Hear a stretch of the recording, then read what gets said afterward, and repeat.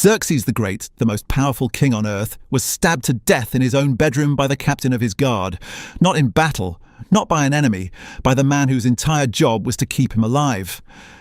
Cambyses II conquered Egypt and then went insane, or so his enemies claimed. Darius the Great built the largest empire the world had ever seen and spent his final years trying to destroy Greece. He failed. Cyrus the Great founded the Persian Empire and died face down in the dirt of a battlefield at the edge of the known world. These were the most powerful men alive. They commanded armies of hundreds of thousands. They built palaces that took decades to finish. They called themselves King of Kings. Here is what nobody tells you about how they actually died. Xerxes the Great, killed by his own bodyguard.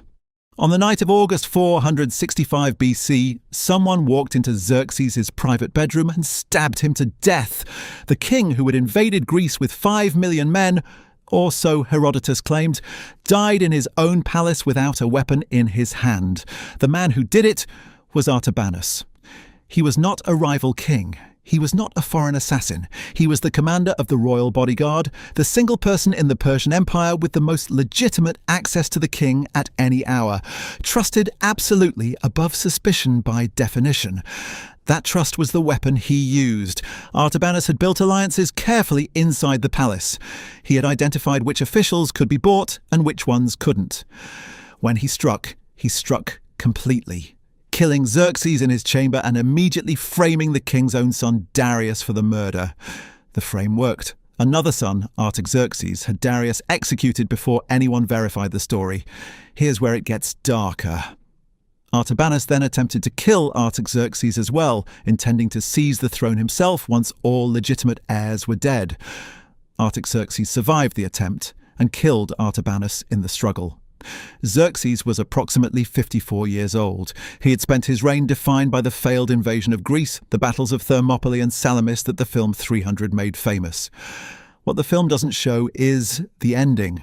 The king, who sent 300 Spartans to their deaths, was himself murdered in bed by a man he trusted completely. His body was placed in the royal tomb at Naksh-e-Rostam, where it remains today. The most powerful man in the world, killed in his sleep by his bodyguard, Cyrus the Great, the founder who died at the edge of the world. Cyrus the Great founded the largest empire the world had ever seen, and died with his head stuffed into a bag of blood by a queen he had underestimated.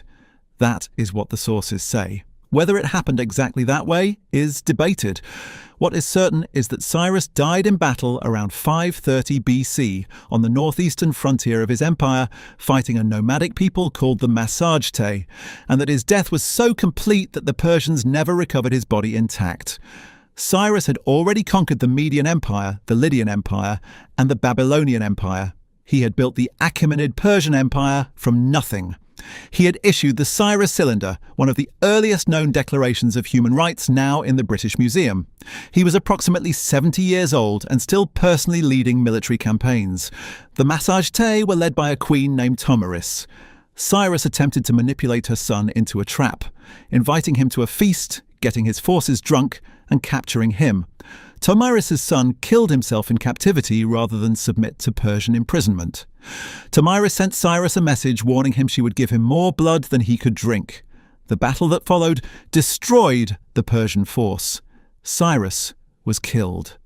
The ancient historian Herodotus records that Tomaris found his body on the battlefield, cut off his head, and pushed it into a skin bag filled with human blood, fulfilling her promise. He was approximately 70 years old. The empire he built survived him by 200 years. The bag of blood story may be legend, but no ancient source disputes that Cyrus the Great died defeated at the edge of the world by a queen he thought he could outsmart. Cambyses II, the king who may have gone mad. Cambyses II conquered Egypt, something no Persian king had done before. Then, according to his enemies, he went completely insane. He killed his brother, he killed his sister, he stabbed the sacred bull of Egypt with his own sword, and laughed while it died. Then he died from accidentally stabbing himself in the thigh while mounting his horse. That is the Greek version of events. Almost every detail of it is disputed. Cambyses succeeded his father Cyrus the Great in 530 BC and immediately launched the conquest of Egypt, which he completed in 525 BC. A genuinely extraordinary military achievement that cemented Persian dominance over the entire known world. What happened after the conquest is where the accounts become unreliable. The stories of his madness come almost entirely from Herodotus, a Greek historian writing decades later, drawing on Egyptian and Greek sources that had every political reason to portray the Persian conqueror of Egypt as a monster.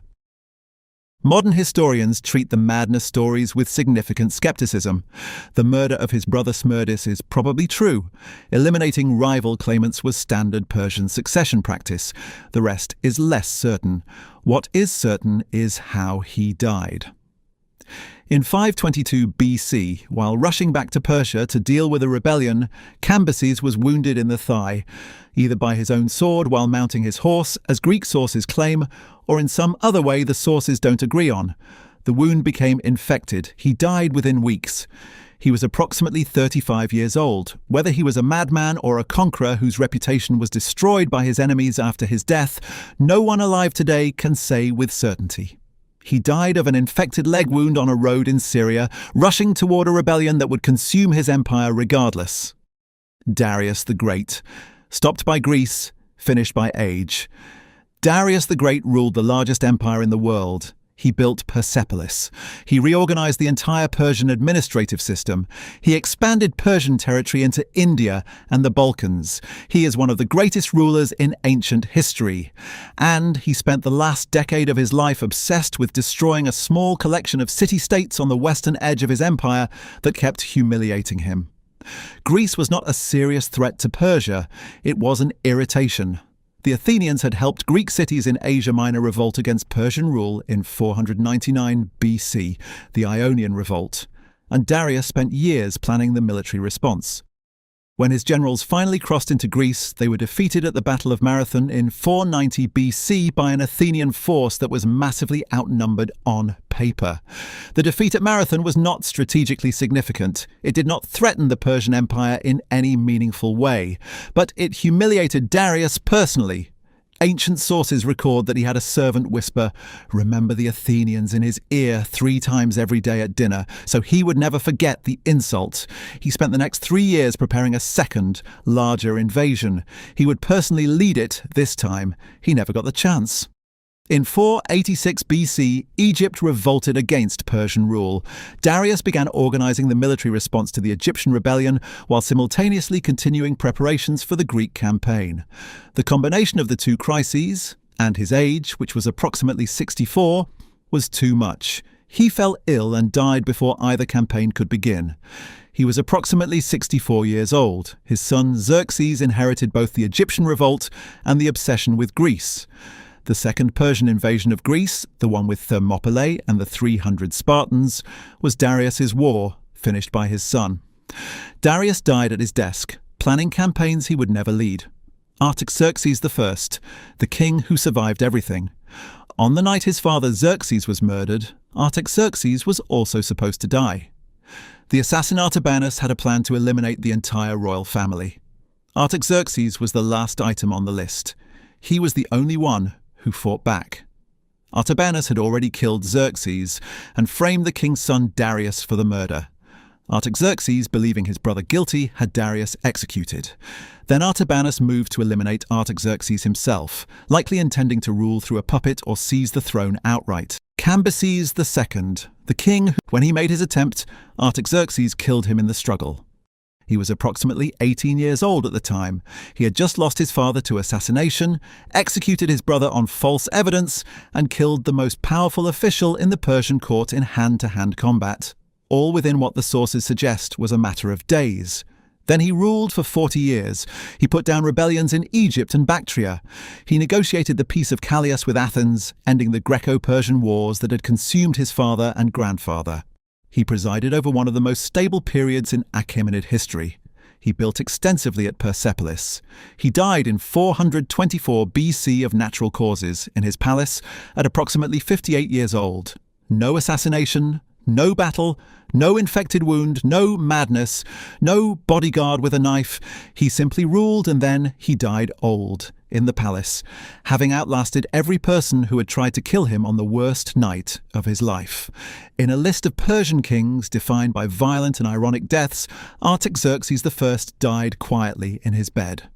Sometimes that is the most remarkable thing a king can do. Darius III, killed by his own men, chased by Alexander. Darius III was the last king of the Persian Empire.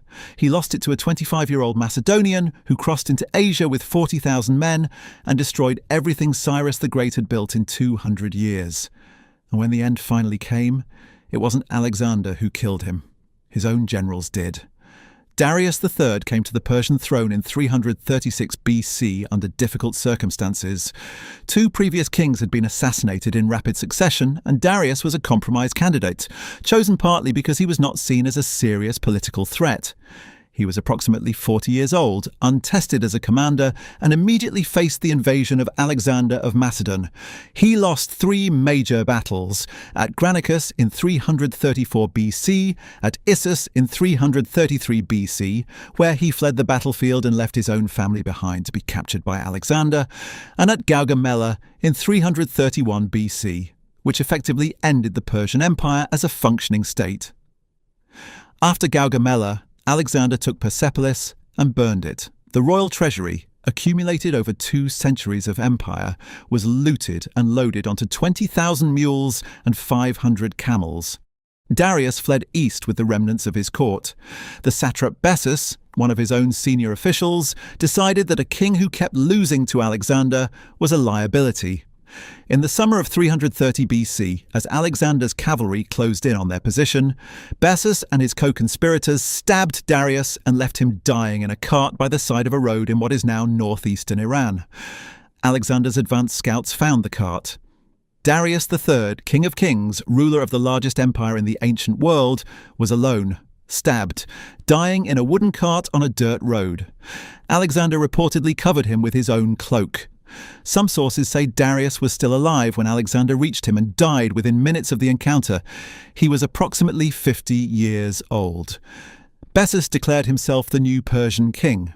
Alexander hunted him down, captured him, mutilated him in the Persian manner, cutting off his nose and ears, and had him publicly executed.